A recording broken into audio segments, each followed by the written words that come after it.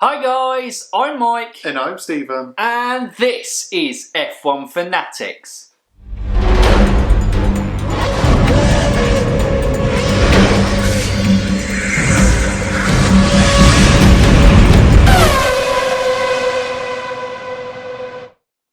Welcome back to another driver ratings. It's the Monday after the race, which means that me and Stephen, we have a sit down.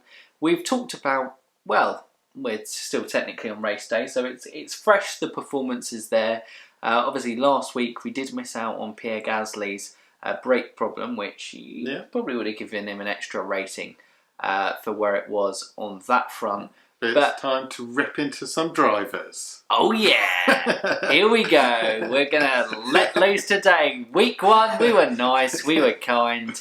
Today, unforgivable. Well, we'll go from there. But yeah, it should be good. So basically what we do on driver ratings is from the drivers on the grid, we give a rating out of 10, in our opinion, of what their performance was in the race for you guys yesterday the second time we were in Austria. Yeah. Which should be good. No, we were in Styria. Yeah. Whatever. In terms of that. But of course it was won by Lewis Hamilton.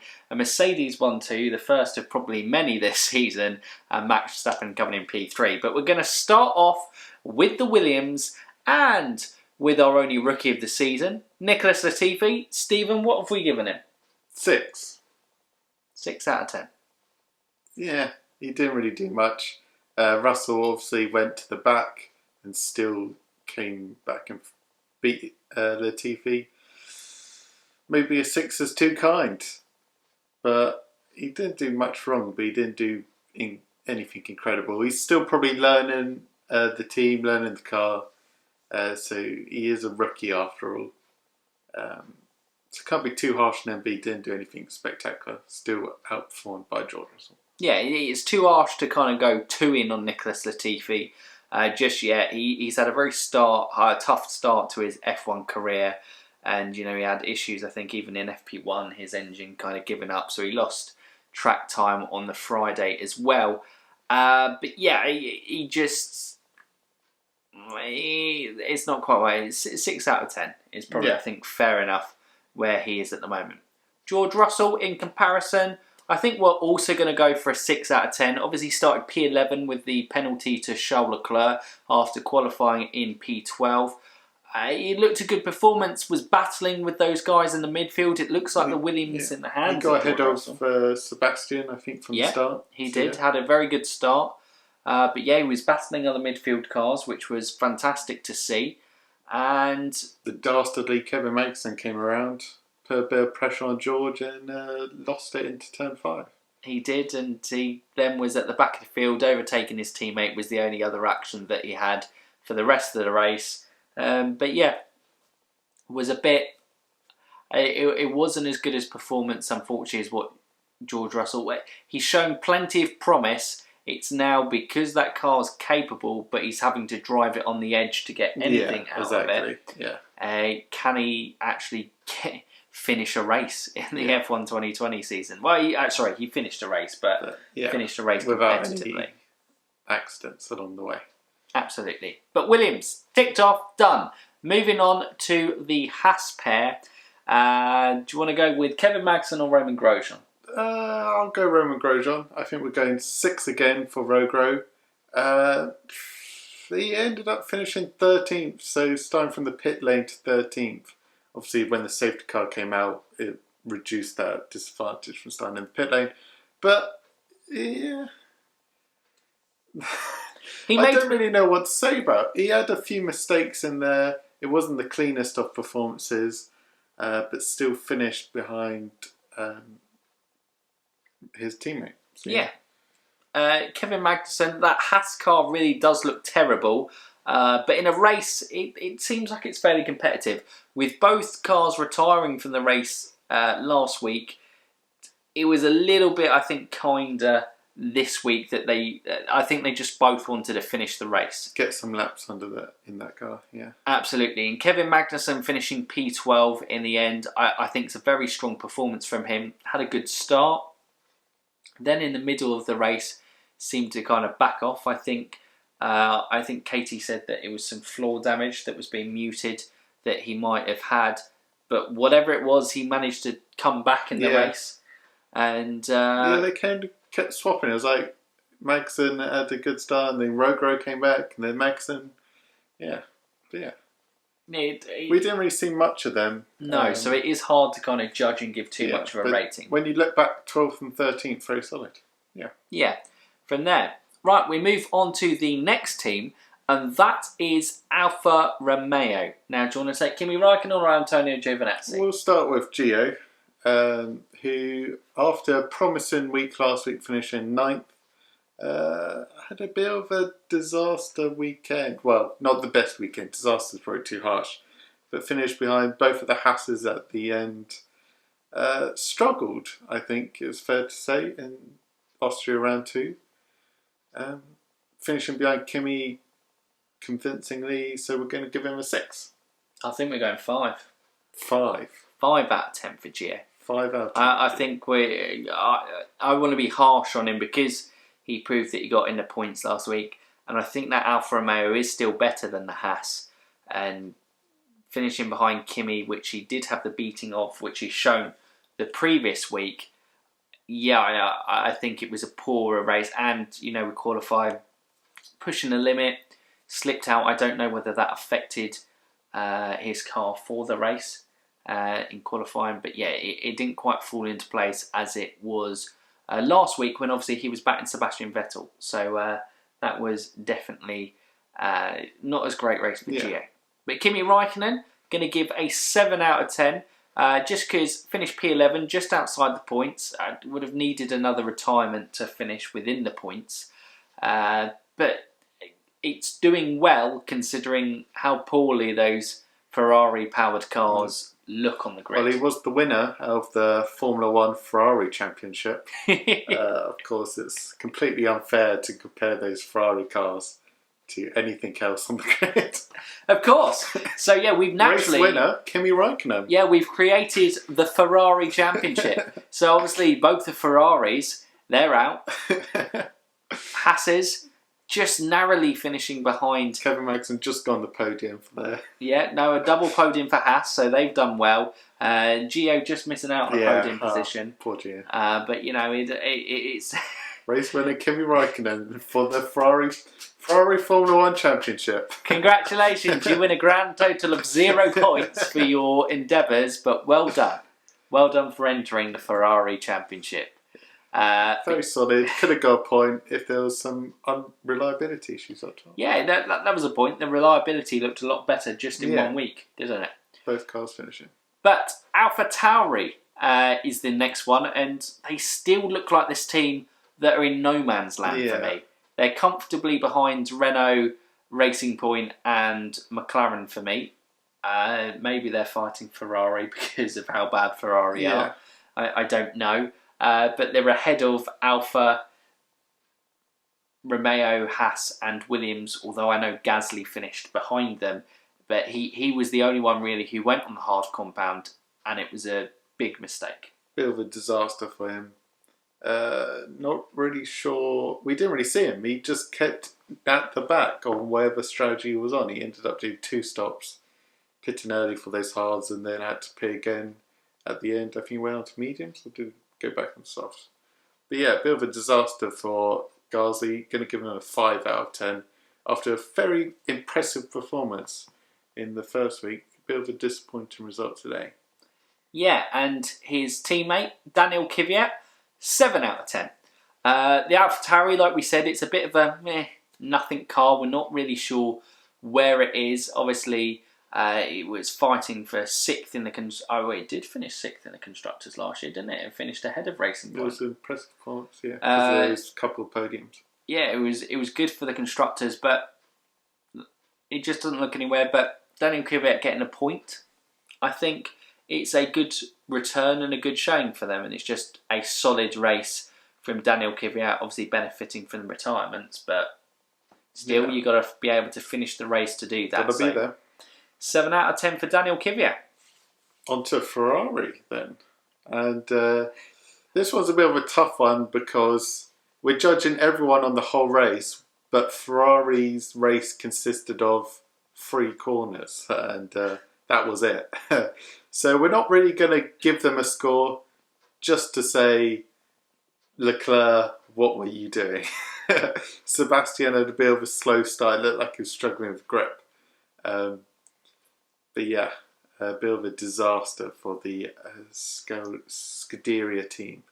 Yeah, Sebastian Vettel, poor start, then was fighting cars going into turn 3. That's okay, you can still battle. Charles Leclerc, much better start, doing well.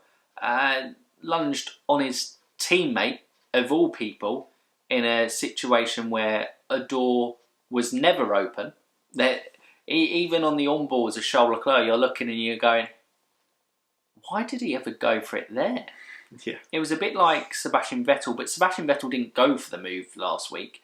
He just kind of expected Carlos Sainz and Charles Leclerc to be gone, and then had to kind of cut in and spun because he locked up and touched with Carlos Sainz. And he was driving that Ferrari that had nothing, no grip, very uncontrollable. Yeah, but Charles Leclerc in this instance, gone for a gap that wasn't there, hit the apex, bounced over the apex onto the back of his teammate's car, taken out his rear wing, ruined his race, damaged the floor of his car, went in a pit stop, went out, and then retired a lap later because the damage on the Ferrari was basically unsalvageable in terms of situation. So not a good day at the office for Ferrari compared to last Sunday, where they somehow managed to scrape a podium and a point. Yeah. So this was much more probably where you expect Ferrari to be. Well, that's harsh, not finishing races, but you know what I mean. It doesn't look like it's going to be a great race. Not seeing either of them for the entire race, basically. Like I said, first 3 corners, and there was no more Ferrari. It was very weird in that incident, and it would have been kind of interesting to see where they were. But we move on to Renault, and another one who we can't rate because he retired early was Esteban Ocon. Overheating issues, obviously, which caused Daniel Ricciardo to retire in the previous week. Esteban Ocon struggled. Not sure how long it went, but he didn't really look like he was competing pace-wise with his teammate. Daniel Ricciardo was all over the back of him on the medium tyres, where Ocon started on the soft compound, and then, which is a shame because he did qualify very well on the Saturday. Actually, he was very impressive, and he's always been a little bit impressive in wet qualifying.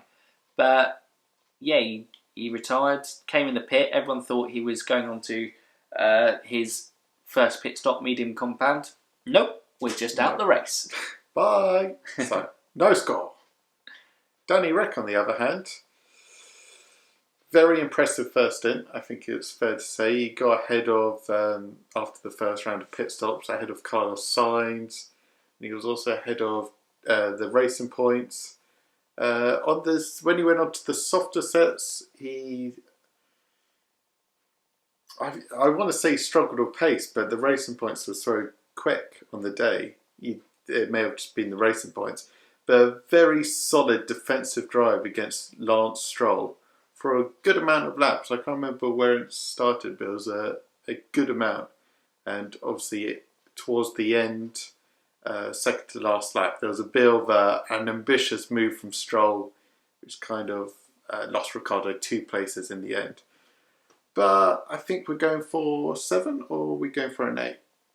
I think we're going for an 8 out of 10. I think Daniel Ricciardo, because especially after week 1, especially after the crash in practice and not having a great qualifying the day before, I think to turn up on the Sunday and have a very strong performance. And also, he pretty much kept, I know he was on the softer compound, but he pretty much kept like a 4-second gap with Alexander Albon. Yeah. Throughout until Sergio Perez did overtake him. Yeah. And kind of went on the charge to chase down Alex Albon. And I think it led to 5 seconds in the end. But it was just a very strong all-round performance, and he was a bit unlucky because Stroll didn't get a penalty, but very easily could have got a penalty because basically he braked late, went off the track, forced Daniel to take evasive action, and because if Daniel turned in to drive on the track, there was a racing point basically across the entirety of that track. So he couldn't really do anything about it, but he'd driven a very good defensive drive up until that point because he struggled with a softer compound later in the race for some reason. Yeah. McLaren. So, McLaren will move on to the first one, and that is Carlos Sainz. And for me, 5 out of 10. Qualified P3, dropped through the field fairly easily. Yeah. Lacked the kind of race pace, dropped, and ended up in the race in P9. Had the situation again where he was given team orders to let his teammate through, because Lando Norris was quicker and getting a better performance out of the car than Carlos Sainz. Admittedly, on the radio, he said that he'd pushed the medium tyres too soon and he'd lost a lot of performance in them. And it just was a bit of a, considering that that Lando Norris has got a podium and he ended up on P5 today, although amidst fortuitous circumstances, it just feels like Carlos has had a slow start to the season compared to where he was at the back end or the entirety of the 2019 season. Yeah, finishing behind his teammate again. Even if Norris hadn't made those late moves, he was still ahead of Carlos Sainz. It was disappointing. Not sure. Yeah, I'm just trying to think of how to.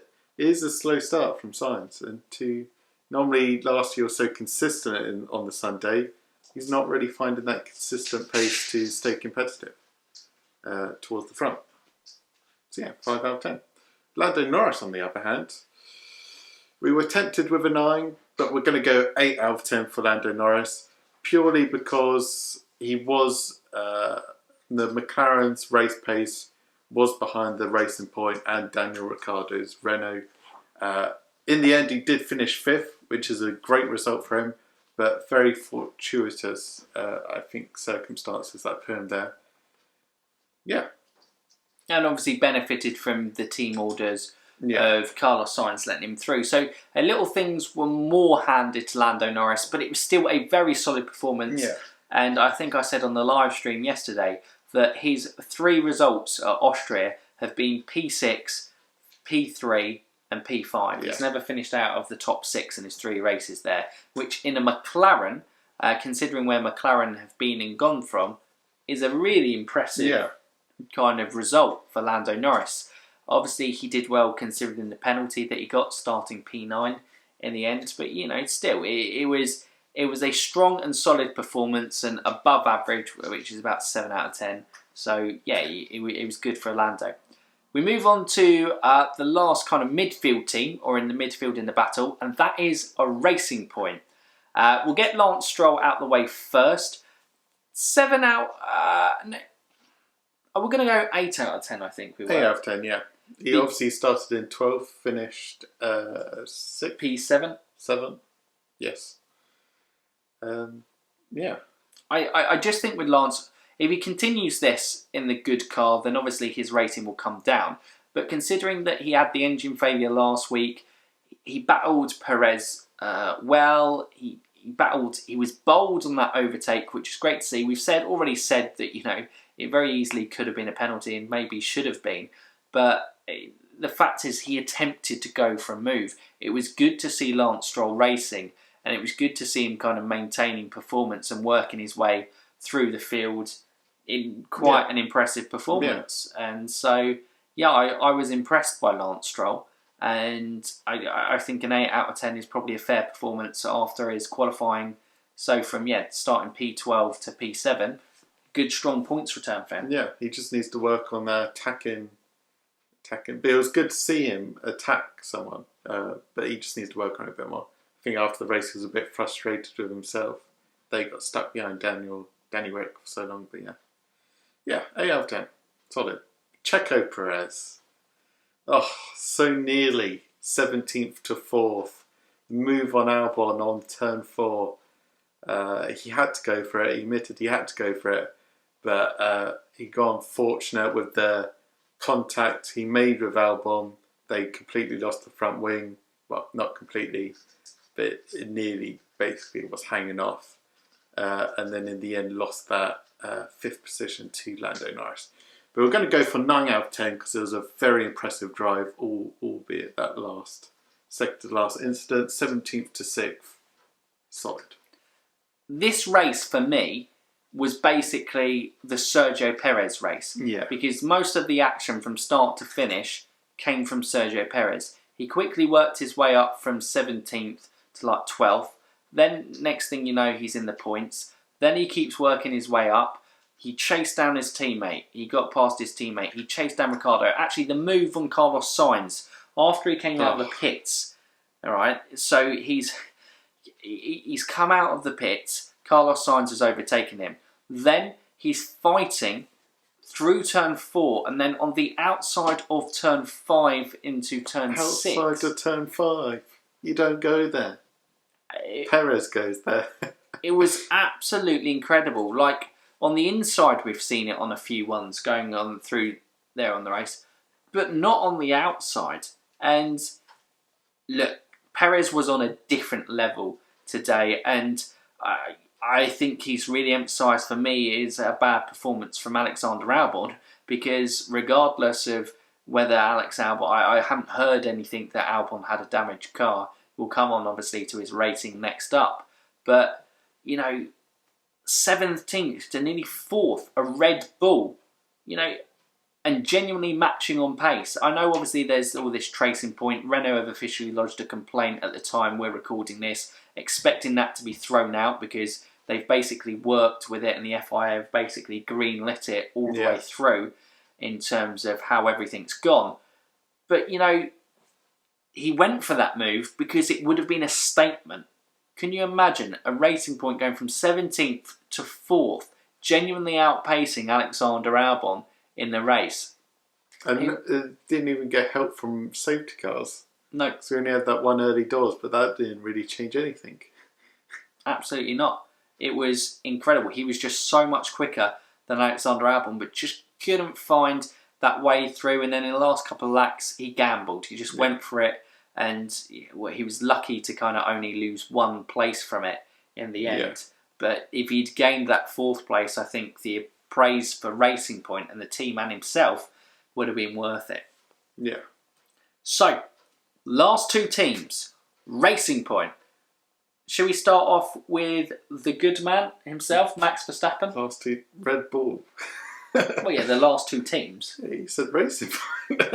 Oh God, did I say Racing Point? Oh, well, Red they are Bull. the second fastest car out there. I think actually Stroll said it. Stroll said we were almost the second fastest car out there. Crazy. Basically taking a dig at Alex Albon. But yes, last 2 teams, Red Bull and Alex Albon, 4 out of 10. Let's not be around the bush. He was not looking at the last pit stop from Max. He was about 30 seconds behind. He finished 10 seconds behind. But he was about 30 seconds behind Max for a good portion of the race. Where's that 30 seconds? Albon was showing great pace. Well, he was showing good pace in round 1. And that's all disappeared. It looked like it all disappeared this weekend. I think Alex gets a lot of slack on him, on his performances, because he's a nice guy. Yeah.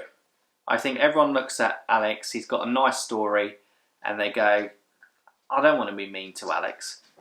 If we're looking at this kind of objectively, last week he only really came into the frame of probably the advantage to take a race win because there was a safety car that put him on a compound that was newer and 2 compounds quicker than the used hards of the Mercedes at the time, which he then rushed with the overtake. And for me, the more I'm settled on it as a racing incident for that basis. And then this week, at a stage, he was pretty much 30 seconds off Max Verstappen. Yeah. And we haven't heard any team radios. saying that Albon had to kind of take it easy and just secure. He may have just been told, hey, easy. But that doesn't explain why the racing point of Sergio Perez was able to come from 17th, spend the first half of the race making his way through the entire field, basically, to get up behind him, and then be on his tail, basically, for the latter part of the race. And Albon was holding him, but, you know, you'd feel if he had more pace in the car, he would have been pushing him. He shouldn't have given Checo the opportunity to be making a move, and absolutely. And it just, for me, Albon's got to step up his game. And yes, he finished, I think, about 10 or 12 seconds by Max in the end, because Max was able to do another pit stop going for the fastest lap and still comfortably come out ahead of Alex Albon. And to have that much difference in teammates, yes, Max Verstappen is a really special talent, but it's got to be better for Max. Yeah. Max Verstappen, 9 out of 10 for me. Bam, 9 out of 10. He described it himself as a bit of a boring race. He had a good one-lap battle with Valtteri Bottas towards the end. He never looked like he sustained damage through no fault of his own to his front wing, which kind of hampered his pace. And so he wasn't never able to push Lewis. He was there. He was splitting the Mercedes for most of the race. And maybe without damage, he would have finished ahead of Valtteri Bottas in the end. But yeah, very solid drive from Max, coming from a DNF last week to second this week. Yeah, it's the disappointing. It would have been interesting to see how it would have gone race one to third, sorry, without that issue. But yeah, to third this week. But you know, that front wing damage. I think before that, the graphic. I don't know how accurate the graphics are on Sky Sports, but they were basically saying that Valtteri Bottas would catch him with 1 lap to go. Yeah. And then suddenly he was all over the back of him. So it seemed quite a significant drop off in pace. But yeah, with Max, it just he's the only one who looks like getting anywhere near the Mercedes and just spicing things up a little bit just to kind of be a thorn in their side. I don't think, unless Red Bull suddenly miraculously turn things round in Hungary stuff, I can't see it other than being a title fight between Bottas and Hamilton, which probably means Hamilton winning his 7th World Championship. But yeah, he did incredibly well to get that level of performance out of the car. And it's a 9 out of 10 just for the way that he defended against Valtteri Bottas. You know, conceding the corner going into turn 4, then going around the outside of turn 4, going wheel to wheel with Valtteri Bottas, then taking the inside line and holding the position. Yes, he lost the position a lap later, but the level of driving between those two was absolutely incredible. Yeah.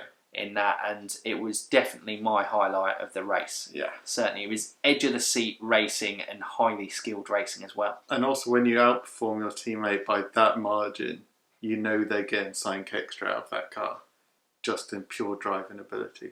Absolutely. Yeah. And Mercedes, we'll round up with the guy in P2 first. So Valtteri Bottas, we're going to give an 8 out of 10. Gave him a 10 out of 10 last week. Started P4. I think we're just comparing in terms of there. Obviously, Lewis Hamilton last week benefited from Max Verstappen retiring in the race early. Valtteri Bottas didn't have that thing, but he never really. He took his while getting past. It was a tough one getting past Max Verstappen. It never quite seemed to flow as much, but it was still a very good and very strong position. And he still leads the World Championship going into round 3. Yeah, for me, it's just he never at any point in this race put pressure on Lewis. He's probably one of the only drivers other than Max that can put pressure on Lewis. And by the time he got past Max, Lewis was, miles out ahead. Never pushed Lewis at all. So that's where it was a very solid drive to get to second, so that's where he gets 8, but no high because he couldn't challenge Lewis in any way. Lewis Hamilton, 10 out of 10. That pole position on a Saturday, I know we do these ratings based on a race, but that pole was incredible on Saturday. In those wet conditions, 1.2 seconds clear of second placed Max Verstappen. It was just an incredible lap, and Lewis Hamilton is one of the best of all time in those conditions. But then you move on to a Saturday, he led. The only laps that he didn't lead the race was when he pitted before teammate Valtteri Bottas, who then stayed out on the softs longer. But, you know, he pretty much was in control, was never in trouble from Max Verstappen, was never in trouble from teammate Valtteri Bottas. It was just a flawless drive from the 6-time world champion, who now looks like his mount for a 7th world championship to match Michael Schumacher's record is on a serious charge with that W11. Yeah, it was, like we mentioned, Bottas didn't get near to Lewis today. He controlled the race beautifully. Did what he had to. No mistakes. Managed his tyres. No one got close. Yeah. But that's it from us. That is our driver ratings from the Styrian GP. It was another good race. I think not quite as good as the first race, but I did say I think the battles and on-track battles were a lot better, and that charge from Sergio Perez through the field was exciting to watch, and I did really enjoy that. But that's maybe because I have a little soft spot for Sergio Perez. So, just a little one. But he created that excitement. He certainly did in terms of that front. But that's it from us. Comment down below with what you would Comment down below with what you would rate the drivers out of 10. Going through the grids, we would love to hear, do you agree, disagree with our ratings? Let us know down in those comments below. But if you're new around here or haven't done so already, what can they do, Stephen? They can like, they can subscribe, and they can ding that bell. Ding that bell. But that's it from us today, guys. Catch us tomorrow for the full race review podcast. So for now, you F1 fans, keep racing.